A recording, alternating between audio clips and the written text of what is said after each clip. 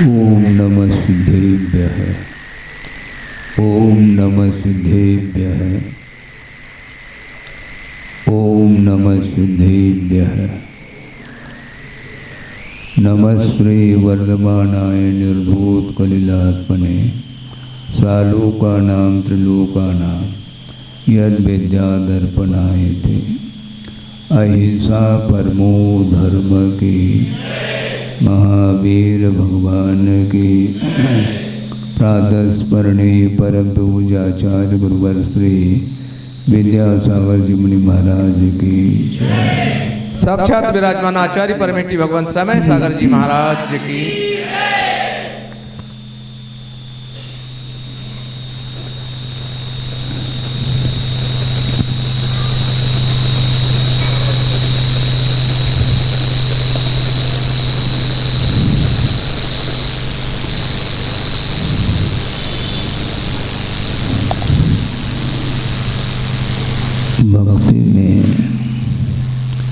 भक्ति में कितनी शक्ति है, इसको एक श्लोक के माध्यम से सामने रखा जा रहा है। एकापि समर्थेयं जन भक्तिर् दुर्गतिं निवारयितुं पुण्यानि च पूरयितुं दातुं मुक्तिश्रेयं कृतिनः। एक श्लोक मिलता है भक्तियों में।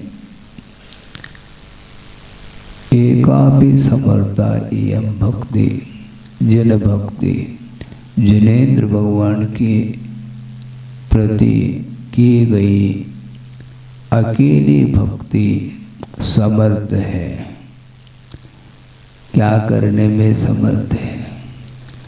दुर्गतिम निवारयितुम, दुर्गति से बचाने में समर्थ जिनेन्द्र भगवान की भक्ति है। और पुण्यानि च पूरयितुम, पुण्य को लाने में समर्थभूत है। और दातुं मुक्ति श्रेयं कृतिना, मुक्ति रूपी लक्ष्मी को दिलाने में समर्थभूत अकेली एक भक्ति है। जिनेन्द्र भगवान की प्रति की गई भक्ति मोक्ष रूपी लक्ष्मी को दिलाने में कारण होती है। वर्तमान में साक्षात प्रभु का हम लोग दर्शन नहीं कर पाते। यहाँ पर विदेह क्षेत्र में विद्यमान 20 तीर्थंकर हैं, ऐसा आगम में पढ़ने को मिलता है। आस्था के साथ पढ़ते हैं तो पुण्य का अर्जन होता है। किसी एक व्यक्ति ने भी तीर्थंकर का दर्शन नहीं किया इस भव में, क्योंकि पंचम काल है। भरत और ऐरावत क्षेत्र में काल का प्रभाव पड़ता है, इसलिए पंचम कलिकाल में साक्षात समोसर में विराजमान जो प्रभु होते हैं, उनका दर्शन, उनके दिव्य ध्वनि सुनने का अवसर हम लोगों को नहीं मिल रहा है। और उनका कितना तेज पुण्य होगा जिन्होंने विदेह क्षेत्र में जन्म लिया। वहाँ पर एक साथ 20 तीर्थंकर विद्यमान हैं। उनके दिव्य ध्वनि सुनने के लिए उनका कितना पुण्य, 7 से पुण्य होगा। जहाँ पर समोशरण में 12 सभाएं लगी हुई हैं। चतुर्निकाय देव भी वहाँ पर विद्यमान हैं। और उनके चरणों में गणधर परमेष्टि हैं, केवली भगवान भी हैं। और भी मणिपुर ज्ञानी, अवधि ज्ञानी, अनेक प्रकार के रिद्धि संपन्न मुनि महाराज भी वहाँ पर विराजमान होते हैं। यहाँ तक कि चतुर्विध संघ मुनि आरिका श्रावक श्राविका इनका भी वहाँ पर विद्यमान होना होता है। और इसके अलावा पशुवती के जीव भी वहाँ पर धर्म श्रवण करते रहते हैं। कहाँ भव से भवांतर जो वैर लेकर के आए हैं, ऐसे क्रूर जाति के तिर्यंच भी उनके चरणों में जा कर के वो सारी क्रूरता समाप्त होती है, वैर समाप्त हो जाता है और उनके चरणों में शांति के साथ बैठ कर के वो धर्म श्रवण करते हैं। और धर्म श्रवण के माध्यम से सम्यक की उत्पत्ति भी होती है। आपने पुराणों में पढ़ा होगा, महावीर भगवान का जीव युग की आदि में वृषभनाथ हुए हैं और उस समय भी वह मारीची था, किंतु मनुष्य जीवन में आने के बाद भी मति सुधरती नहीं। और वृषभनाथ भगवान के केवल ज्ञान में बात आई कि और भी कोई भविष्य में तीर्थंकर होंगे क्या, तो उन्होंने ये कहा था कि मारीची वह अंतिम तीर्थंकर होगा। सोचो चतुर्थ काल कितना दीर्घ काल है कि 42,000 वर्ष कम एक कूड़ा कूड़ी सागर प्रमाण चतुर्थ काल का काल माना जाता है। और उस युग के आदि में वृषभनाथ हुए और उन्होंने कहा कि अंतिम तीर्थंकर महावीर होंगे। सोचो विचार करो, एक कूड़ा कूड़ी लगभग इतने दीर्घ काल तक परिभ्रमण करते रहे वो, और अंत में जाकर के वे मोक्ष मार्ग के नेता बने। सोचने की बात है। उनके पूर्व भोग के बारे में थोड़ा सा विचार कर लें। प्रथमाण योग का स्वाध्याय आप लोगों को करना चाहिए, जिस अनुयोग में महापुरुष अथवा 63 शलाका पुरुषों का जीवन वृत्तांत मिलता है। उसको पढ़ने से ज्ञात होता है कि किस प्रकार जीव का विकास होता है और किस प्रकार जीव का विनाश होता है। जीव का विकास जो होता है अपने ही आत्मगत उज्ज्वल परिणामों के माध्यम से, निर्मल परिणाम के माध्यम से आत्मा का विकास होता है, और विनाश होता है तो आत्मगत जो पाप में परिणाम हैं, विषयजन्य परिणाम हैं, मोहजन्य परिणाम हैं, उसके माध्यम से ही जीव अधोगति का भी पात्र बनता है, दुर्गति का पात्र बनता है। इस प्रकार हमें आगम में सुनने को मिलता है, पढ़ने को मिलता है। सोचने की बात है। रिद्धिधारी मुनि महाराज आकाश मार्ग से जा रहे हैं और एक धरती पर सिंह जिसने हिरण को पछाड़ दिया है, शिकार कर लिया है और वह मृत पड़ा हुआ है। और उसी समय 2 चारण रिद्धि मुनि महाराज आकाश मार्ग से जा रहे थे, रिद्धिधारी थे। उनकी उसके ओर दृष्टि पड़ जाती है। नीचे उतर करके आते हैं और बोलते हैं कि हे पापिन, तुमने ये क्या कर लिया? महान पाप कर लिया तुमने, ऐसा करना नहीं चाहिए। आगम के माध्यम से 2 शब्द उसने सुन लिया और तत्काल जाति स्मरण हो जाता है और उसके माध्यम से उसके आँखों में आंसू आ जाते हैं। सामने मृत पड़ा हुआ है हिरण, और ऐसी क्रूरता थी, वह क्रूरता क्षण भर में समाप्त हो जाती है। वीतरागता का दर्शन करने से भव भवांतर से आया हुआ वह पाप भी धुल जाता है, और सारा वह अतीत का वृत्तांत इतिहास सामने आता है। तो उसने सोचा, भगवान अब इसके उपरांत कभी भी भूल करके मैं जीव का वध नहीं करूँगा। ये आगम ग्रंथों में विषय आता है, षटखंड आगम जिसको बोलते हैं, जिसकी टीका वीरसेन स्वामी ने की है।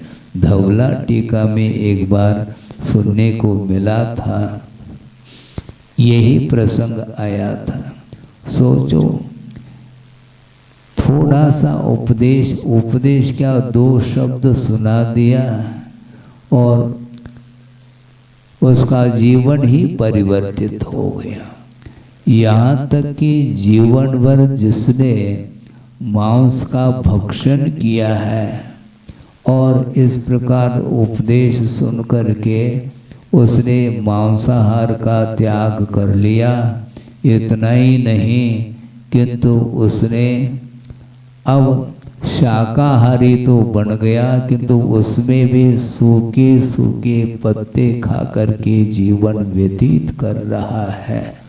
सोचो कितना परिवर्तन, आमूल चूल जीवन में परिवर्तन जो आता है, सुनते ही हमें विस्मय सा होता है।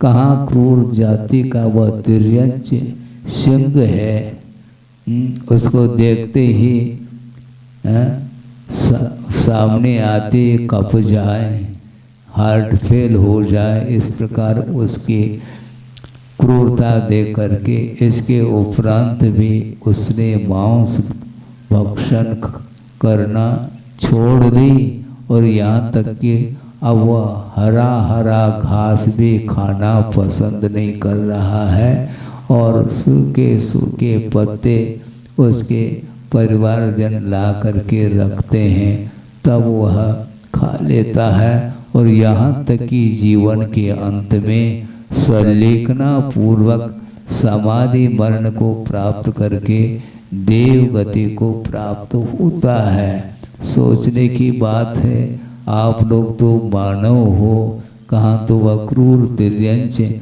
और 2 शब्द सुन करके उसकी काया में परिवर्तन आया, पूरा जीवन ही परिवर्तित हो गया।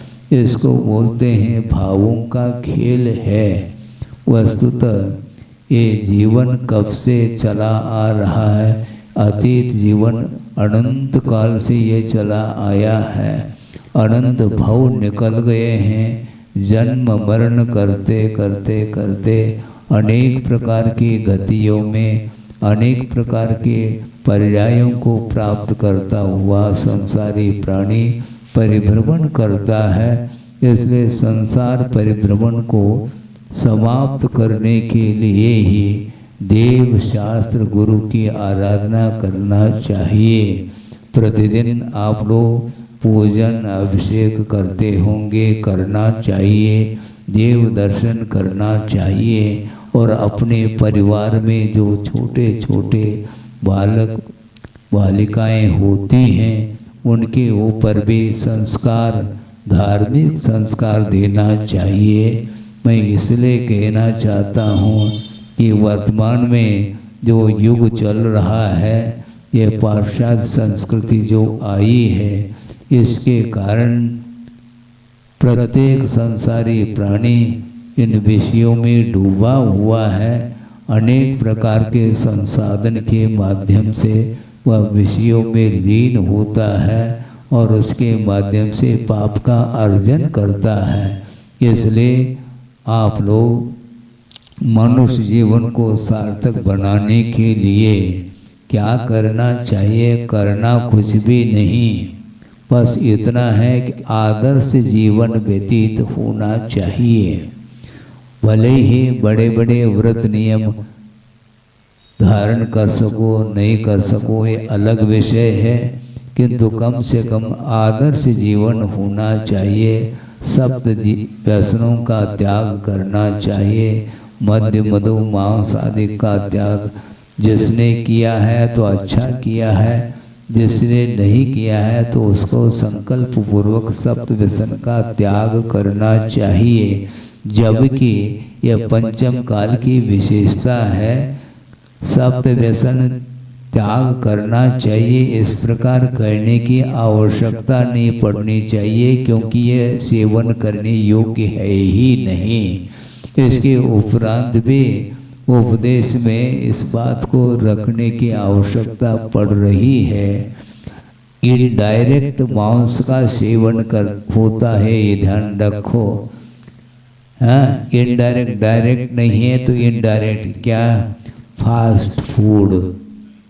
फास्ट फूड अनेक प्रकार के जो खाद्य वस्तु बनाए जाती हैं, वो कहाँ पर बनता है वो जा कर के देखो तो समझ में आ जाता है। आर्टिकल पढ़िएगा, आलेख वगैरह में पढ़ो तो समझ में आ जाता है। ये जितने भी फास्ट फूड हैं उसमें मांस का अंश है, उसके बिना ये बनते ही नहीं। अब सोचो, जो अदर लोग समाज के लोग हैं उनको तो हम नहीं समझा पाएंगे, किंतु जैन कुल में पैदा होने के उपरांत भी ये सारे वर्तमान में ये वस्तुएं बढ़ रही हैं और स्वयं भी उसका सेवन करते हैं और बच्चों के लिए भी उसी को दे देते हैं। तो इसके माध्यम से पतन नहीं होगा क्या?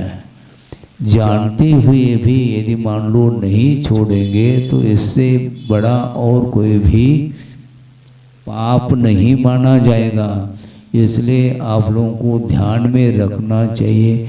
ऐसे ऐसे पशुओं का मांस उसमें और कुछ केमिकल इत्यादि डाल करके और सुगंधित पदार्थ डाल करके उसको बना करके पैकिंग करके रख देते हैं। उसके माध्यम से ऐसा लगता है कि इसमें कुछ मिलाया नहीं गया, देखने में इस प्रकार लगता है, किंतु उसमें क्या क्या चीज़ें डली हैं ये सबको ज्ञात है। इसलिए पशु हो करके भी, क्रूर सिंह हो करके भी अपने मांस का भक्षण करना छोड़ दे, और यहाँ तक कि वह सूखे सचित त्याग प्रतिमा जिसको बोलते हैं, अब हरे हरे घास इत्यादि का भी सेवन नहीं करेंगे और वह समाधि मरण करके स्वर्ग को पहुँच गया। इसको बोलते हैं धर्म की आराधना करने से विकास होता है। इसलिए आप लोगों को प्रथमान योग आदि ग्रंथों का स्वाध्याय करके अपने जीवन को सार्थक बनाना चाहिए।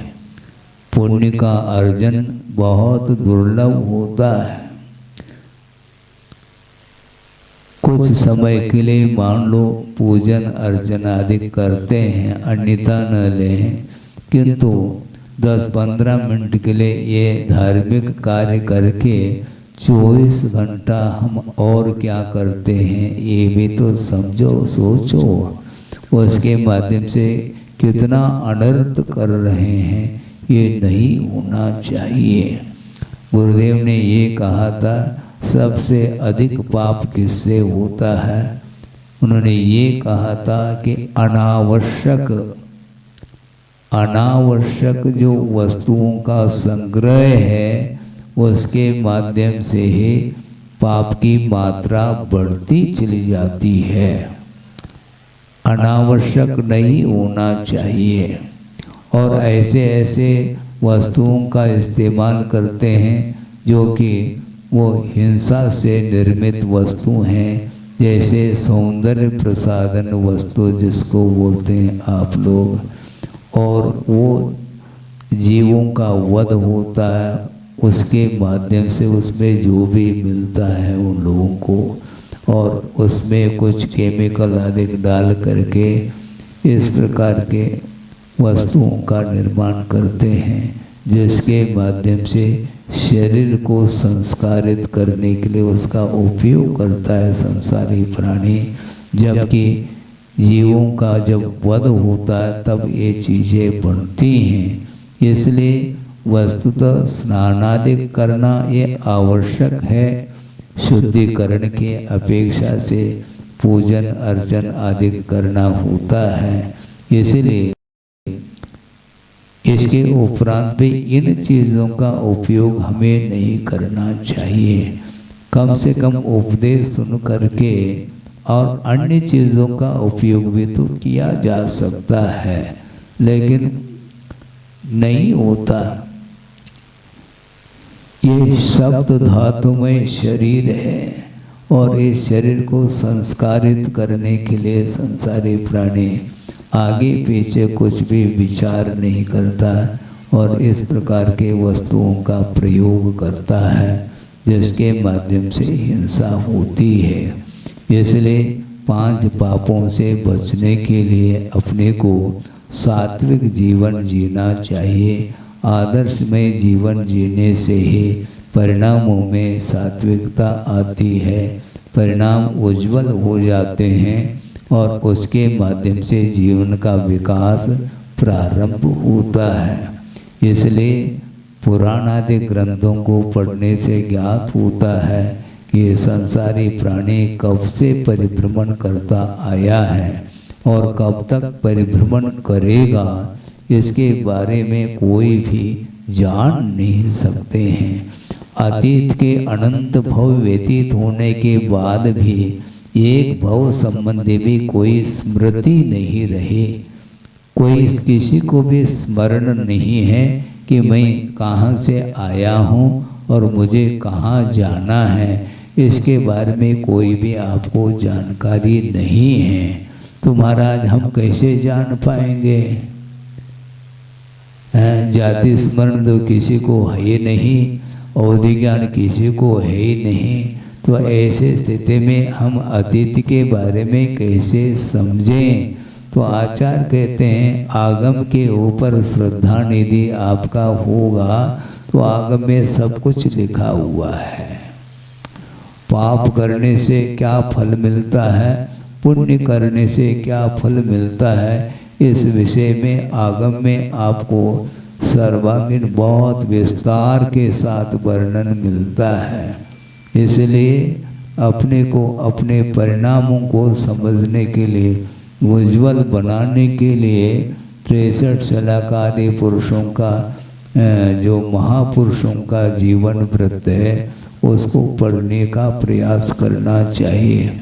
वैभव मिलने के उपरांत भी, और वैभव जो मिलता है वह अतीत जीवन में जिन्होंने रत्नत्रय की आराधना की है, उस रत्नत्रय की आराधना के फलस्वरूप 7 से पुण्य का अर्जन करता है और उसका फल भोगने के लिए स्वर्गादिक में चला जाता है और वहाँ पर सागरूपम आयु तक उस सुख का उपभोग करने के बाद भी उसका पुण्य क्षीण नहीं होता है, क्योंकि त्याग के माध्यम से रत्नत्रय की आराधना करने के फलस्वरूप ही 7 से पुण्य का अर्जन करता है और वहाँ पर बड़े बड़े इंद्रादिक पद को प्राप्त करके वो सागरूपम आयु तक उस वैभव का उपभोग करने के उपरांत भी उसका वह पुण्य क्षीण नहीं होता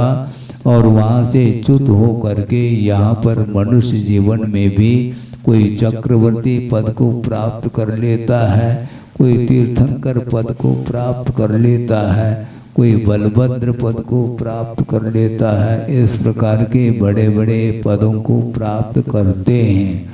ये सारा सारा वैभव ये केवल धर्म की आराधना करने से, संयम का अनुपालन करने से, रत्नत्रय की उपासना करने से ही इस प्रकार का विकास होता है। इसलिए हम लोगों को सोचना चाहिए, क्योंकि पंचम काल व्यतीत हो रहा है और पंचम काल का जब अंत होगा, जब प्रलय होगा, उसके बाद छठे काल में कोई भी न धर्म श्रवण कराने वाला कोई मिलेगा, न सुनने वाले कोई मिलेंगे, कोई भी धर्म रहेगा नहीं, बल्कि षट कर्म का भी अभाव हो जाता है। असी मसी कृषि वाणिज्य शिल्प विद्या, ये सारे यहाँ तक कि अग्नि भी समाप्त हो जाती है। जीवन यापन करने के लिए कोई साधन तक नहीं मिलेंगे। और छठे काल में वो जीव एक दूसरे के प्रति कैसे व्यवहार कृत्य करते हैं, मिट्टी खा लेते हैं, बताते हैं, और जीवन चलता रहता है। एक दूसरे के भक्षण करके जिस प्रकार पशुओं का जीवन चलता है, उसी प्रकार वह मनुष्य भी, वह कहने के लिए मनुष्य बन गया है। इसके उपरांत भी धर्म कर्म करने के लिए कोई साधन नहीं होने के कारण नरकादि गतियों को प्राप्त करते हैं। इस प्रकार यह परिभ्रमण जो हो रहा है, अपने परिणामों को संभालने की आवश्यकता है। समय आपका हो रहा है, बहुत इसका अंत तो है नहीं, आगम का कोई अंत है नहीं। जो आगम कारुण्य लिखा है और आप लोगों को पढ़ने को मिल रहा है, यह भी एक प्रकार से पुण्य का ही उदय है। और छठे काल में आगम सब समाप्त हो जाएगा, सुनाने वाले भी नहीं मिलेंगे और सुनने की क्षमता भी नहीं रहेगी। इसलिए जब तक जीवन अपना वर्तमान का चल रहा है, तब तक शक्ति जब तक है, तब तक उसका उपयोग करके पंचेंद्र के विषयों के प्रति जो आसक्ति है, वह धीरे धीरे कम करते करते करते प्रभु की आराधना करते हुए अपने परिणामों को आप उज्ज्वल बनाने का पुरुषार्थ किया जा सकता है। क्योंकि बिना पुरुषार्थ के कोई भी वस्तु मिलती नहीं है। केवल आप मुझे मिल जाए कहोगे तो मिलने वाली चीज़ नहीं है। इच्छा करने से कोई चीज़ मिलती नहीं। मुझे मोक्ष मिल जाए तो मिल जाएगी क्या मुक्ति? ऐसे मुक्ति नहीं मिलती। मोक्ष मार्ग पर चलना पड़ता है और कठिन साधना करनी पड़ती है। पता नहीं कितने भव लगते होंगे, इसके बारे में कहा नहीं जा सकता। इसलिए निरंतर धर्म के प्रति आस्था रखते हुए बिना किसी विषयों की आकांक्षा के ये धर्म की उपासना करते हैं निश्चित रूप से, क्योंकि यह विश्वास है और आस्था है। आस्था जिसके अंदर नहीं है उसके लिए उपदेश भी सुनाना बहुत कठिन हो जाता है, क्योंकि आस्था के बिना वह उपदेश उसके जीवन के लिए उपयोगी नहीं हो सकता। मात्र ज्ञान सुनना अलग वस्तु, ज्ञान प्राप्त करना अलग वस्तु, किंतु अपने जीवन में उस ज्ञान का उपयोग करते हुए कर्म को काटने के लिए, कर्म के क्षय करने के उद्देश्य से यदि स्वाध्याय आदि करते हैं, निश्चित रूप से ज्ञान की सार्थकता भी होती है। क्योंकि विश्वास यदि है तो ज्ञान में समीचीनता आती है।